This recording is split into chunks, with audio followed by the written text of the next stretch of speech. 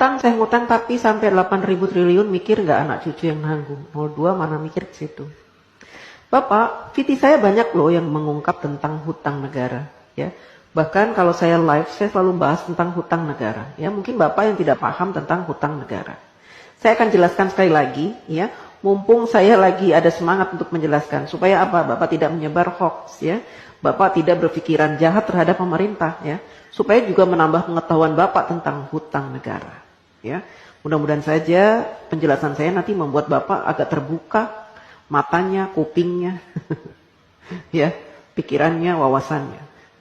Jadi begini Pak, hutang negara, setiap negara ingin mengajukan hutang kepada IMF atau World Bank, gitu ya, atau kepada negara-negara lain, gitu ya, kepada negara-negara yang mau memberikan hutang, maka harus disepakati oleh wakil-wakil Bapak.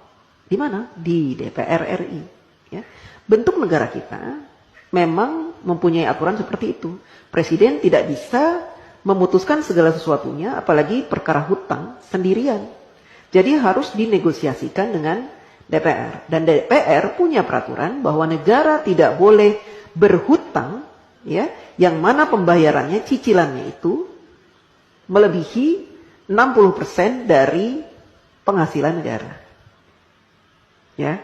Nah, saat ini sejak Bapak Jokowi menjadi presiden, hutang negara kita itu tidak lebih dari 35%.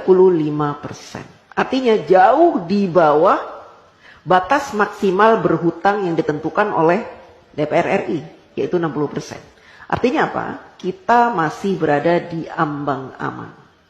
Ya. Dan saat ini Indonesia terkenal sebagai negara yang hutangnya sedikit.